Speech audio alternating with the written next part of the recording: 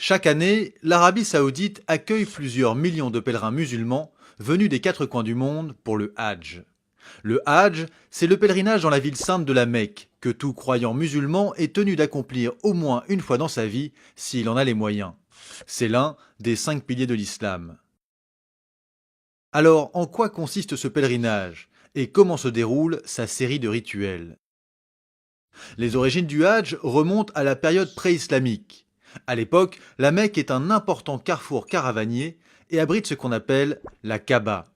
C'est un bâtiment cubique édifié selon la tradition par Adam, puis reconstruit par le prophète Abraham et qui contient la pierre noire, une relique vénérée depuis l'Antiquité. Originaire de la ville, le prophète Mahomet s'inscrit dans cette tradition et en 632, peu avant sa mort, il se rend sur place et effectue son pèlerinage de l'adieu.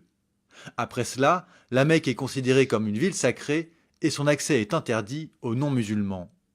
Le Hajj devient alors une obligation pour tous les musulmans qui doivent effectuer une série de rituels à un moment et dans des lieux précis. Les rites du Hajj se déroulent sur 5 ou 6 jours.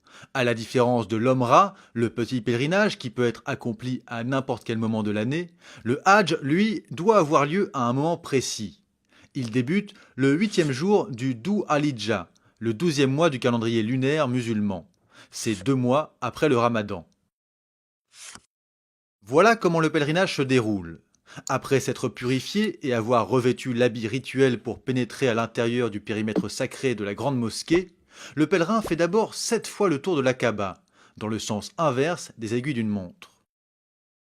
Ensuite, il effectue 7 fois au pas de course les 400 mètres qui séparent les deux monticules de Safa et Marwa. Par ce rite, les pèlerins rappellent l'errance dans le désert d'Agar, la femme d'Abraham, et sa recherche désespérée d'eau pour son fils Ismaël. De là, il se rend via Mina au mont Arafat, à une vingtaine de kilomètres de la Mecque. C'est là où Mahomet fit son discours d'adieu.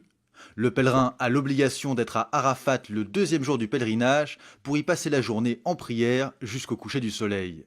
C'est le moment le plus important du Hajj. À la tombée de la nuit, le pèlerin retourne vers Mina, en s'arrêtant à Mousdalifa pour se reposer et se restaurer. Après le lever du soleil, le pèlerin arrive à Mina où pendant 3 jours il doit lapider avec 49 pierres ramassées sur le chemin 3 stèles qui représentent Satan. Par ce geste, le pèlerin répète celui qu'ont accompli Abraham, Agar et Ismaël devant l'apparition du diable. Le premier des 3 jours, le jour de l'Aïd el-Kibir, on commémore le sacrifice d'Abraham, prêt à tuer son fils à la demande de Dieu, mais qu'il put remplacer par un bélier. En souvenir, le pèlerin peut aujourd'hui sacrifier un animal. Il revient ensuite à la Mecque pour accomplir les 7 tours de la Kaaba et le parcours entre Safa et Marwa, ce qui marque la fin de son état de sacralisation. Ensuite, il retourne à Mina. Après les nuits passées à Mina, le pèlerin revient à la Mecque et y accomplit une dernière fois les 7 tours de la Kaaba et le parcours entre les deux collines, ce qui marque la fin des rites du Hajj. Le pèlerin peut alors rentrer chez lui ou poursuivre son voyage à Médine, une autre ville sainte de l'islam. Il est désormais Hajj, un titre honorifique qu'il peut accoler à son nom et qui lui confère un prestige social. Auparavant, les pèlerins empruntaient les routes vers la ville sainte à pied ou à dos d'âne ou de chameau, au prix d'un voyage périlleux. Aujourd'hui, ils arrivent pour la plupart par avion à Djeddah, situé à 70 km de la Mecque, et se rendent ensuite en autoroute dans la ville sainte, accessible uniquement aux musulmans. Au cours des dernières décennies, la démocratisation des moyens de transport n'a fait qu'accroître la pratique du Hajj. En 2013, plus de 3 millions de fidèles ont ainsi pu déambuler autour de la Kaaba. Un quota est établi pour chaque pays d'origine en fonction du nombre de musulmans qui y résident. En 2013, ces quotas ont subi une coupe drastique prolongée sur 3 ans. Moins 20% de pèlerins pour chaque pays et jusqu'à moins 50% pour l'Arabie saoudite.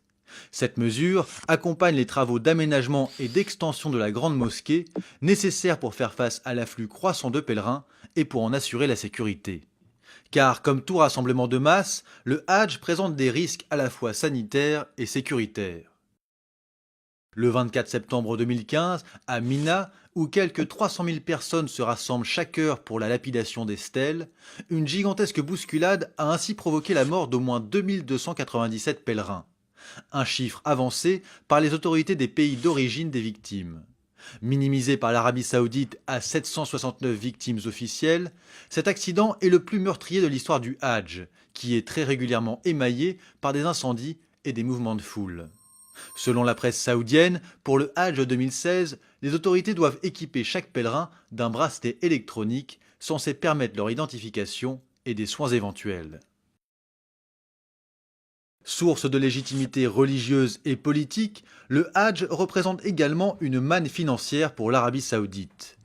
Avec une dépense moyenne par pèlerin estimée à 17 381 rials, soit plus de 4 000 euros, ce tourisme religieux est la deuxième source de revenus du pays, après le pétrole.